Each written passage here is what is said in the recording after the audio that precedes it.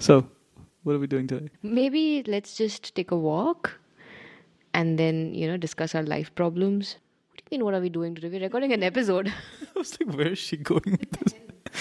Okay, you do. You do you. It's just going to be one of those days, isn't it? It's not going to end. It's going to be a giggly episode. But that's better than the way it was starting out earlier. But if I don't giggle, then don't put this as the intro.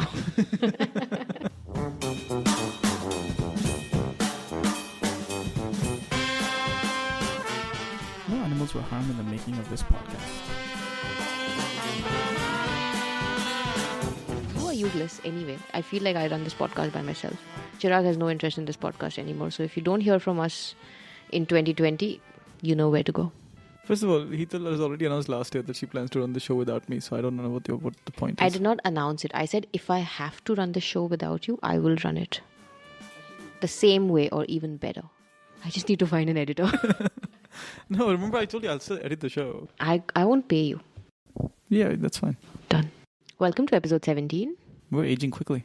We're ending our teenage years. 2 more years and then shit hits the ceiling.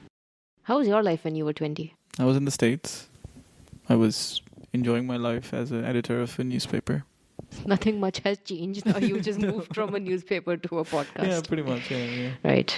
X amount of years later, which we shall not reveal on the show, here we are, like life complete full That's circle. a lot of math to do. There was no math in that to do at all. 15 years later. I didn't say X because like I was not sure how many years have passed. I said X because I did not want to reveal how many years have passed. Well, you're the editor, so of course I'm going to cut it. Yeah. So we wanna open the show today by talking about someone whose first name we are not decided on yet. I think it's Piers Morgan. Why is it that before we started the show we didn't actually just listen to one of his interviews announcing himself? I have done it. It's Piers Morgan. I've done it too. It's Piers Morgan. Let's find out now. No. You haven't done it, have you? I have. How to pronounce Piers Morgan? YouTube. Can we please add this? Piers Morgan. Piers Morgan. Piers. Look at that. Piers. No, it's Piers Morgan. For someone who claims to have done it, you don't. Oh, why does this video have only 258 views? This should be like everywhere. We are currently Googling how to pronounce Piers Morgan's first name. It has resulted in some very fascinating videos. I recommend everybody go and search for this on YouTube. Okay, celebrity names you're probably saying wrong. For someone that claims to have done this, you're having a remarkably I hard can't time remember. finding it. I think I had a hard time finding it then as well. Dude, we need to get this right. Can you please open some interview of his where the person is announcing? Walked up with an AR-15. Literally No one try it took me to find the way he pronounces his name. This is Piers Morgan live. So, Hidal, have you figured out how to pronounce his name now? No, we're not adding this anymore. What? No, we can't add Because it. you lost? Yeah. What shit? Do you not know how things work with me? Why did we do this whole charade? Like, why are we trying to find out? Because we were talking about him and we needed to pronounce his name right. So a company called Gregg's. Whose sausages I really want to try now. Maybe don't phrase it like that though. I see what you did there, Greggs. It's a company in the UK that basically announced this brand new vegan sausage roll. And Piers Morgan decided that he was going to take that apart. And so he opened by sharing that piece of news and saying, "Nobody was waiting for a vegan bloody sausage, you PC-ravaged clowns." What does PC mean? Politically correct. All right. And this was like his tweet on Jan 2nd, right? Like this is how he opened his year. And then later that day, by the way, he then posted a second one where he's like, "I just ordered a large sausage roll on room service, a meat one, like real meat. The vegan resistance begins here." I think that guy stopped growing after age 10. He just stopped. So Gregg's obviously responded this pretty quickly, and they were like, "Oh, hello, Piers. We've been expecting you," which was hilarious. But actually, what I think what made it just super funny is how the other companies started playing on this stuff, right? So then McDonald's announced a veggie Happy Meal. Oh yeah. Right? Oh yeah. And so Piers Morgan, in response, and I quote, "Oh, FFS." For F's sake, it's supposed to be a happy meal in caps. And so McDonald's UK was quick to respond to him as well. So like our pals at the sausage roll place, we've been expecting you. But I think the best response then came from a company that, I don't really I'm not a big fan. Like, I don't vouch for that company a lot, but I thought this was hilarious because they opened. This was Pizza Hut in the UK. That shared a picture and said, "Hey, here's a picture of our new vegan pizza. Everybody, please tag Piers Morgan in it and ruin his day." I think Pizza Hut did it the best. I have to give it to them. And they added as well, like, feel free to join in, and they tagged Gregg's. I mean, I have to say, I mean, I'm impressed that, you know, people are still creative and smart on social media. Yeah, I know, right? Because we haven't seen one of these things happen in a while. But everybody kind of jumped on him. I mean, I think for him, any publicity is good publicity. But this is so childish. Why would you embarrass yourself like that in public? I think also, like, but he's one of those people that just doesn't, like, so with the things that he doesn't, the things that he understands, he can be very pithy, maybe the right word, but he can be very succinct and very brutal. But when the things he doesn't understand, then he's just childish. But this is not difficult to understand. Well, we've met enough people. People don't want to eat meat. Get lost. There are companies who want to make money out of this, and they're doing it. Or is he just doing this because he knows it's funny? I mean, if he's doing this because it's funny, then he has a very bad sense of humor. But if he genuinely behaves like that in real life, I mean... I don't think he was trying to be funny.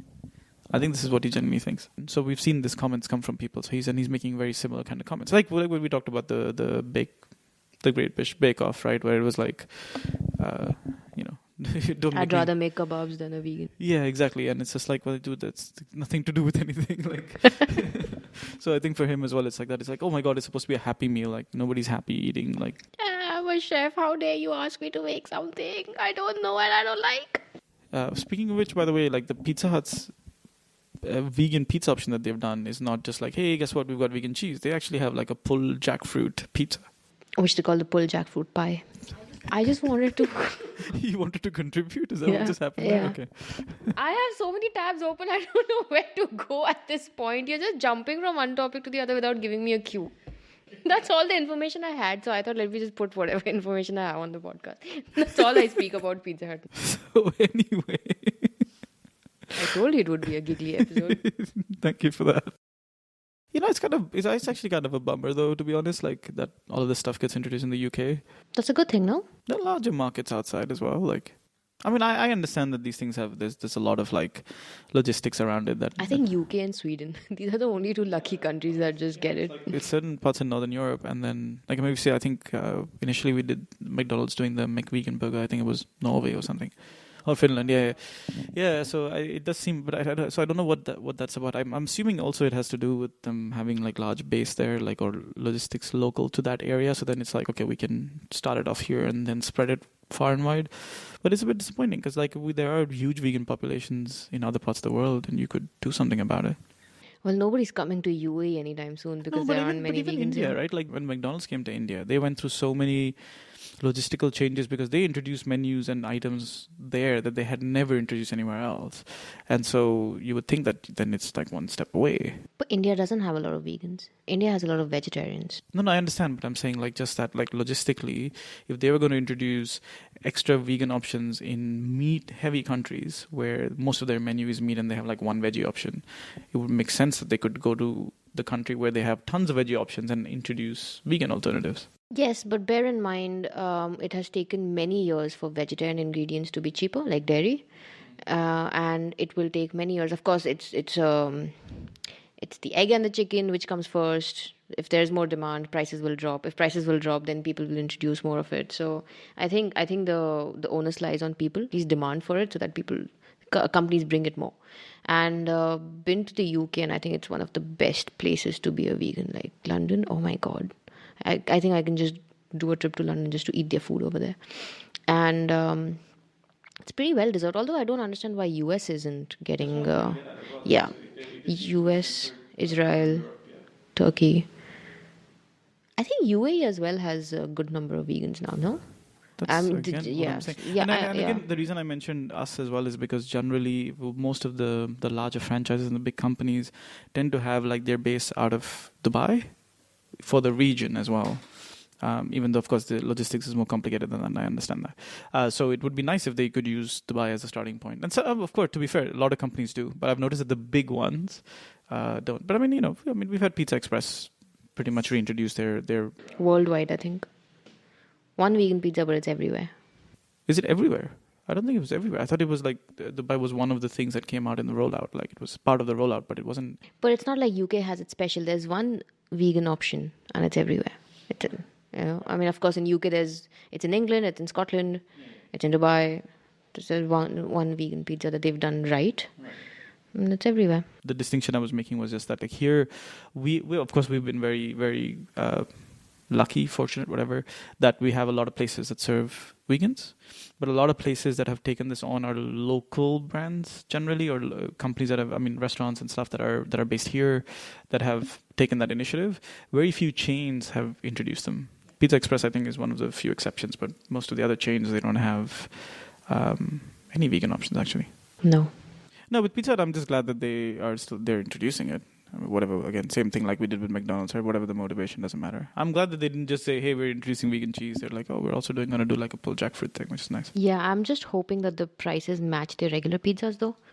It makes no sense otherwise to introduce vegan options in a fast food joint. But it's interesting, by the way, just on a side note, like I've been noticing here more and more that a lot of the cafes are making the gap between in terms of pricing. So we've seen, I think, a couple of the chains, they're not charging extra, right, anymore. It's one price, and then you can ask them for an alternative milk. No big deal. In other places, they've reduced the gap. I mean, previously, what used to be 4 and 5 dirhams extra has become 2 and 3. I was talking to a manager at a cafe yesterday, or was it the day before, whatever, a couple of days ago, and he was like, yeah, we're working on a new menu now, and they have a good vegan coffee range as well. I mean, it's a vegan coffee range. I mean, they do vegan milks and vegan smoothies and all of that. And he was like, yeah, we're just, we're revising the menu and revising some of our prices, and we're actually in a position now where we can take some of the pricing down, so we're going to bring the pricing down. And then he was like, yeah, and also we're not going to charge extra for vegan milk. Right, so you were saying that they wanted to sell a certain amount of the jackfruit pizza? Yeah, so Pizza Hut UK, right? So they introduced it as a like a tryout thing, and they said that they, if they could get, in the month of January, if they could sell 10,000 units, or 10,000 pies, I suppose, then they would bring it and make it a permanent fixture on the menu. And in less than 2 weeks, they had almost 18,000. So they have now confirmed that it is going to be on the menu starting March. That's quite cool, no? Yeah. Now they should bring it here, but yeah. Meanwhile, McDonald's is launching McFalafel in Sweden. Explain this to me, right? So McDonald's already is piloting a vegan burger, right? They started looking at a McVegan. So now they are introducing a McFalafel. Yes. But not in the Middle East. I think that's a good decision though, because people would have. I can only imagine how bad the McFalafel would be. Okay, I know I have not enough evidence, or I haven't tasted it. I haven't seen it. I don't know what they're using. I don't know who's designing it, who's making it. But let's face it, Middle Eastern food outside Middle East is usually not that great, or at least it's not as on par with what we eat here. Also, McFalafel doesn't excite me at all. We eat falafel sandwiches literally every second day here. Yeah, I know, but my point is just like, if you're going to introduce a falafel, like the right place to introduce it would be here. This is where you get all the ingredients. This is where you get all the supplies. This is where things would be easier. This is where you have acceptance of the falafel. Actually, falafel is something that is widely accepted everywhere, and I think it's a good idea for them to have. I think they're launching it in Sweden again.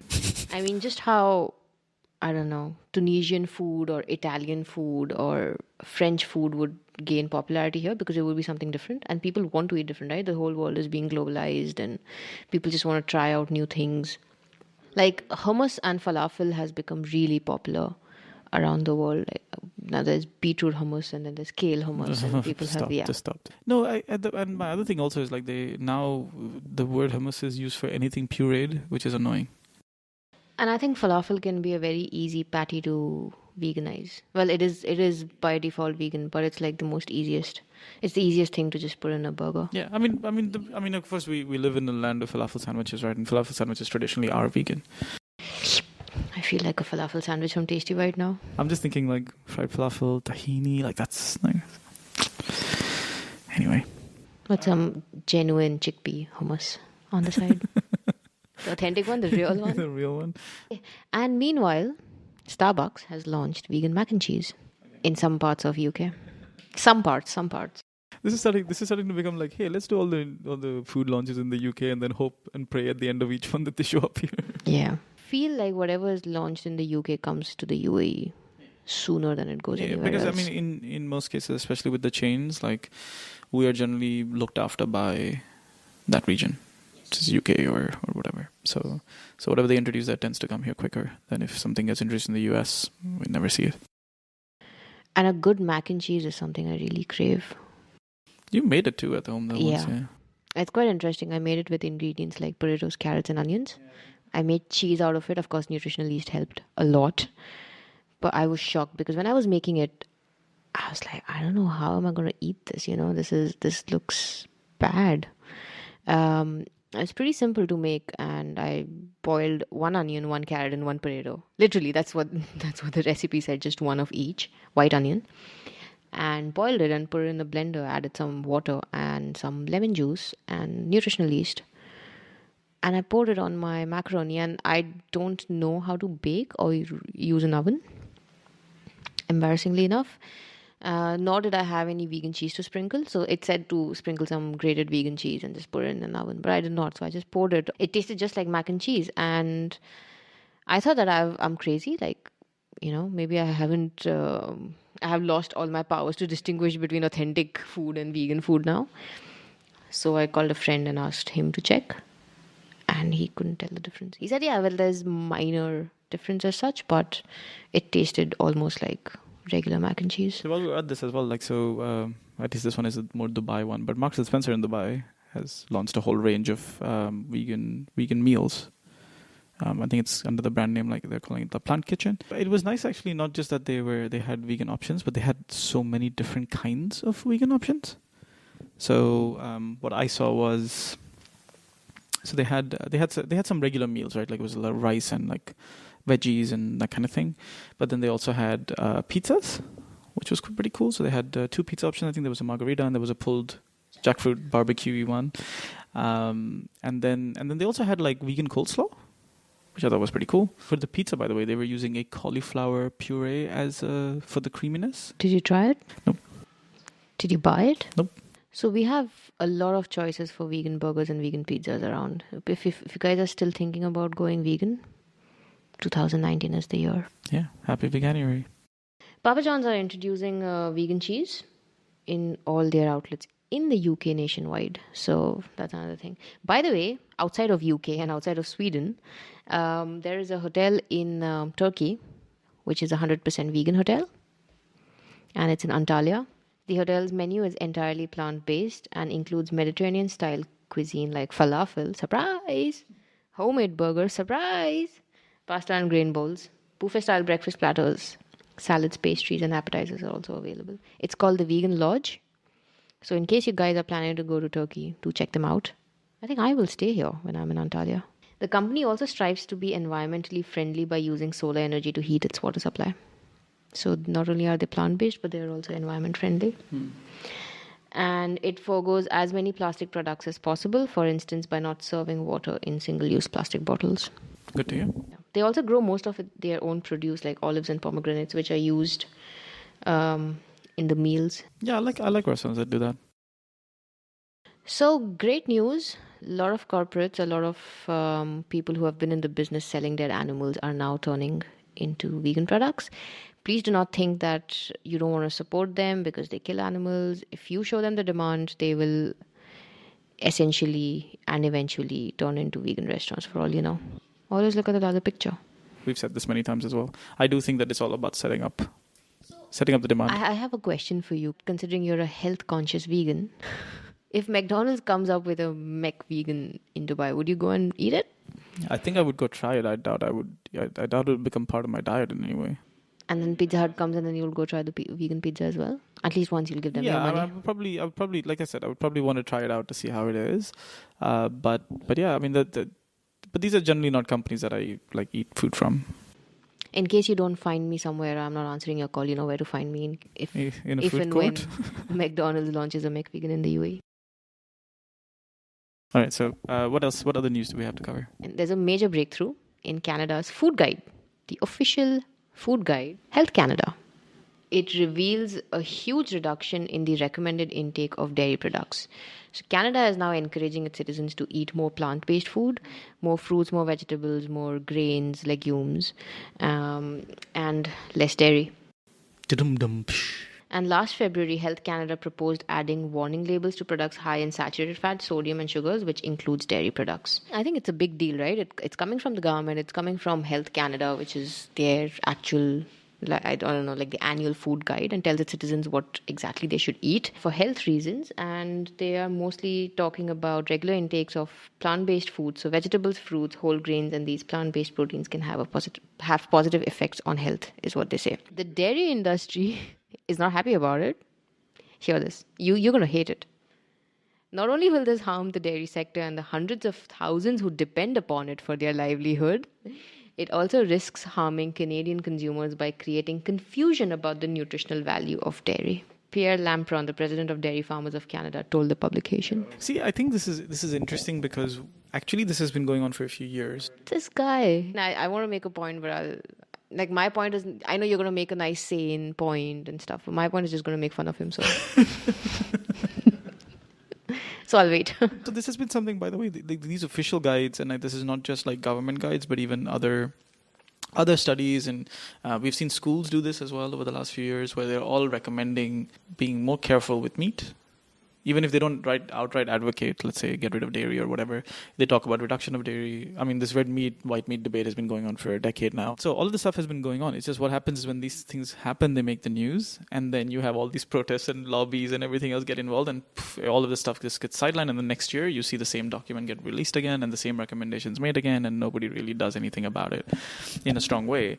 And so the problem, of course, is that we have a very, very deep-seated industry. When you look at the dairy industry, the meat industry, like these are all multi-billion-dollar, industries with too many people and too many interests. And I mean, so it's very hard to create real traction when it comes to these things, right? I mean, we and again, I can talk about India a lot, but like the same thing happens in India, right? India, despite the fact that we constantly pass policy around not just animal cruelty, but even around slaughterhouses and everything else. But even the illegal cow beef market is huge in India, despite that fact, because the industry is just so big and there's just so much money to be made that policy only goes so far. The way these people get around is to create the confusion, right? So that's why if you see the statement he was making where he's like, well, you do this, you'll create confusion. People won't understand the nutritional value. Don't stop child trafficking, the poor guy's livelihood depends on it. Yeah, Let's sell children and make money. They throw 5 things at you in response. And then, knowing that the person who's confused will only need to agree with one of them and he's confused. Right? So if you throw jobs, if you throw nutrition, and if you throw food chain, you'll pretty much cover every confused person, right? Like you'll cover most of the confused people, and then that's it. And then this debate will go on, and that's good enough. You just need to create confusion. You don't actually have to change anything because you're already in a dominant position when it comes to the dairy industry. No, I mean, even for the next 2 seconds, let's just put being vegan aside. Let's just forget that we are the 2 vegans and we're running a podcast. But wait now, who am I? If you're just a listener. No, but now you're who am I? You're just a guy who's a good listener. We rarely have them, so please play your role well. Tick, tick, tish. So let's just put veganism aside for a couple of seconds, right? Let's just say that you are a businessman who has been running a business for the last, 5 decades. Technology has advanced. People have advanced. Consumer intelligence has advanced. The right thing for you to do is advance with them. Instead of complaining about why is nobody buying my floppy disks in 2019, because now you've moved on to hard drives, you've moved on to cloud system or whatever, right? You can't be like, oh, my livelihood depends on selling floppy disks. You please be nice and go back to 1988 and please buy floppy disks from me. So just from a business point of view, this makes no sense. I mean, you can't stop the world from going vegan. So you may as well change your business instead. The floppy disk thing, I completely agree with you. Obviously, there's nobody here today that's doing floppy disk. But by the way, when Apple dropped the floppy drive from their computer and said, you know what, and because there was a time when you had both, right? You had a CD drive and a floppy disk, when the transition was happening. And then Apple came out with a computer that only had a CD drive. And there was so much outrage. Exactly, right? right? So at some point you will have someone that needs to make that kind of decision, but you will always have this opposition because everybody that is in that prefers that status quo, right? Let's just say, even if you're a dairy farmer or a dairy producer, add one line of vegan products and see the difference yourself. Do the market study, slowly transition from being a dairy farmer to a plant based milk farmer, and then make your money, is what I'm saying. Because eventually, in the next 10 years, your product demand is going to grow. It's like you're driving on a highway and the only car you're focusing is on the one in front of you, not on your left, not on your right, not on the car in front of the car that is in front of you, because you got to focus everywhere, right? Yes, I am a very responsible lady driver. Don't look at me like that. I wasn't looking at you like that. You started this episode making me believe that this is going to be the episode of giggling, but apparently this is the episode of metaphors. This is the third one you made today. Let's giggle. There you go. So there's a company called Just Egg, which is that we're still struggling to find. Anyway, I actually went online and I was like, I'll pay the shipping. I just want to order some Just Egg. I couldn't find it online anywhere. I'm probably definitely I'm doing something wrong somewhere, because it has to be somewhere online. But it's not easily available as much as Follow Your Heart vegan eggs are, you know. But I really want to try Just Egg. Just Egg's packaging is so good. I feel like I should just buy it and just make something out of it. Anyway, so they've said that they're expecting to hit. They've hit what they consider the equivalent of 2 million eggs sold since September. It's the equivalent of 2 million eggs sold since September. Wow, that's 3 months. That's 1 quarter. Yeah. Well, I think as well. So when you were saying that it's tough to find, I'm guessing their production scale is not as large as Follow Your Heart, probably. Oh, I was wondering if will we ever find a replacement for boiled eggs or poached eggs? Well, poached eggs would be from boiled eggs, you know, like. But I mean, I'm guessing, just for context, like I think you're making this point because most of the egg replacements today are pretty much scrambled. They can serve as equivalent for scrambled stuff, or in baking and stuff like that. Yeah. At the very best, omelets. Yeah. I've seen it as dessert so far, but I haven't seen it as a runny yolk type thing or a boiled egg type thing. Yeah. So, in our last episode, we encouraged people to give us suggestions or ask us any questions. And we already have a question by one of our listeners, Pooja Sakur.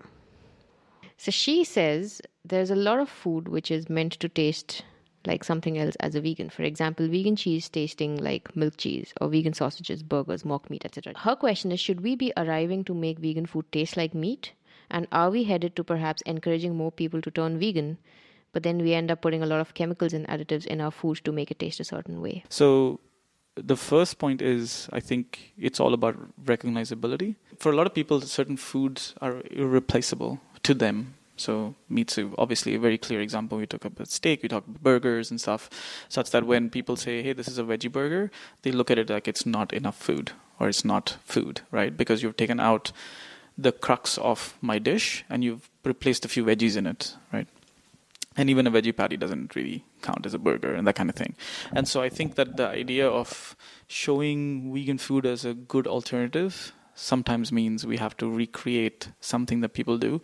We had this, if you remember, in the episode where we were talking, where we talked about stereotypes and stuff like that, where each person that gave us their comment and stuff roughly said the same thing, where I've tried to recreate something that my family has made for years that had some amount of dairy or meat in it, and tried to recreate it in a way that tastes close but is vegan. And it's just so that it would have better acceptability, because we're like, oh, well, this is an occasion during which we always eat tiramisu.